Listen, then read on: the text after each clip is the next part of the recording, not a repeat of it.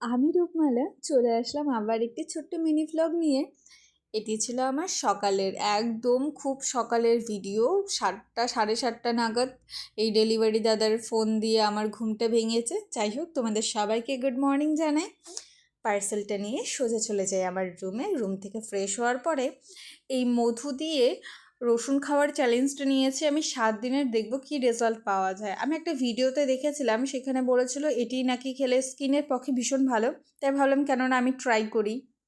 তবে একটা জিনিস খুব বাজে, কি মুখে একটু স্মেল দেয় মানে রসুন খাওয়ার পরে। যাই হোক, পরে একটু হালকা গরম জল খেয়ে নিতে হয়। আর গরম জলটা যেহেতু আমি আগে খেয়ে নিয়েছিলাম, তাই আমি অল্প ঠান্ডা জল খেয়ে নিয়েছিলাম।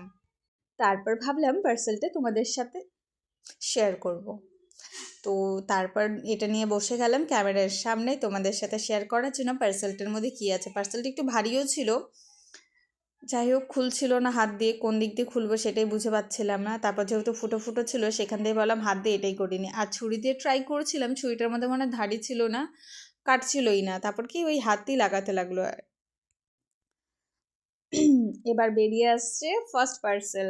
এটি ছিল চানা বরফি। ফার্স্ট টাইম ট্রাই করেছি, প্রভুজির ছিল, ভালো ছিল খেতে। তারপর ছিল একটা কোকোনাট ওয়াটার। এটাও ওই অ্যাকুরেট কোকোনাটের মতনই, বাট একটু আলাদা। ওটা বোঝা যায় না, ফ্লেভারটা কিন্তু কোকোনাটের ডাবের জল টাইপেরই।